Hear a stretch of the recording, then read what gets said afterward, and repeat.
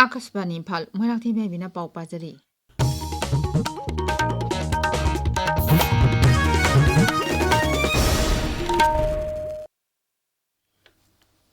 Mudra Suba Ganatantra Divas Palangi Saruk Amu Oina Haujik Ahanba Manipur Rifles ki Parade Ground Folk Dance Competition Pangthokli.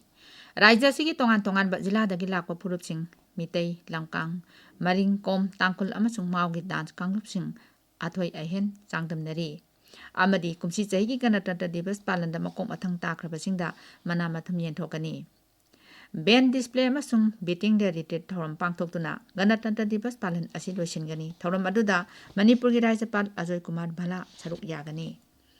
Kangpopi jila ki case hongnung khulda yummai tharambagi thogdoki matung jila aduda santi hanjilaknaba pandamda ngasi Kangpopi district headquarters ta mifam ama hojik pangthokli. Mifam aduda koki CSO sing United Naga Council Jeliarong Union amasung RNPO Yauri Hill Area Committee Manipurgi Chairman amasung Nongba Kendri MLA Dingang Gangmei amasung Tamai Vidhan Sabha Kendri MLA Awangbo Nimaisu Saruk Yari. Pradhan Mantri Narendra Modi na hari Bharat amasung European Union anigi marakta ngasi sahi taunagadoriba Free Trade Agreement asina malengi khwadi chawa economy oiriba Bharat amasung European Union gi leibaksingi marakta amatu oina tengbang minabagi achoba khudam ama oiri. Gawada ngasidagi haukiba India Energy Week haudokladuna Pradhan Mantri na hai yana cheyasina Bharat ki miyoi koti chamani pumasung European Union gi miyoi million kya kanaba piragani Bharat amasung EU asina malengi GDP gi chada kunmanga amasung malengi lalon itiki thabak tharongi saruk thokpagi ama oiri. India Energy Week ki matangda palladuna Sri Modi na hai asiguma mifam asina Bharat ki energy sector asida malengi investors singi pukning singchinbagi achoba tanja piri. Ngasi Bharat na petroleum products sing sahi amada million metric ton chani humpu sungba ngamduna malengi ani suba mafamda leiri. DRDO na Bharat ki ngaksel gi lamda achoba thodang lauduna paigana singi pukning Thogat Pakak Natana Bharat ki miyamdasu anoba makal amasung matik chabal langi khulai pari Bharat lanmida thajaba hengalan bangamle. Wafam asi Mantri na New Delhi da DRDO gi scientist sing okpagi thoram amada phongdokhibani. Sri Rajna na hai DRDO gi aeronautics missile amasung anoba makal ki computer singi matangda research tongnanaba lab nipumanga hangduna lebak asi ngaksel gi lamda achoba mateng oiri. Lebak asi public sector unit sing lanai gi industry amasung academia lairiba akhang ahising amata oina punchinduna lebak asigi defense ecosystem asi chawkhatbada mateng pangbinabasu wapam phongdokhi.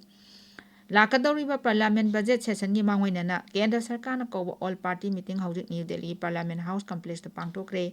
Kendra ki ngaksel Mantri Rajnath Singh na Sabhapati oidana pangthokiba mifam aduda hayengdaki haugadoriba budget mifam amasung lebak asigi tongan ba wafam sing khanaki.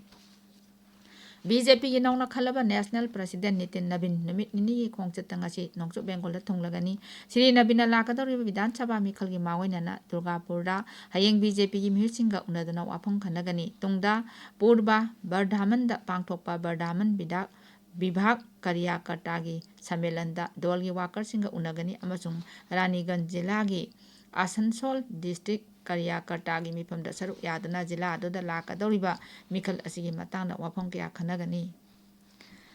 Bharat ki Adani Group amasung Brazil gi Embraer anigi marakta aircraft manufacturing facility Bharat ta sananaba yanache sahi tongnakre. Paugi mifam amada company anigi makok thongbo official singna hai Bharat asi civil aviation sector da khwaidagi yangna changsiliba lebak amani. Adani Defense and Aerospace ki CEO Ashish Rajbansi na hai Yanachi asina Bharat ki Tier 2 masung Tier 3 shaharsingi regional air connectivity hengatlanbada achoba thodang lauragani masina Bharat ki economy da chauna kanaba piba khak natana thabak pibadasu mateng oiragani. Pakistan asi terrorism bu state policy oina sijinaba khak natana Bharat bu karamna soangadagi haiba wakhalonda leiba lebak amani. Wafam asi Bharat ki United Nations da Rashtradoot oiriba P Harisna ngasi United Nations Security Council ki akhanaba mifamda phongdokhibani pauloi jare.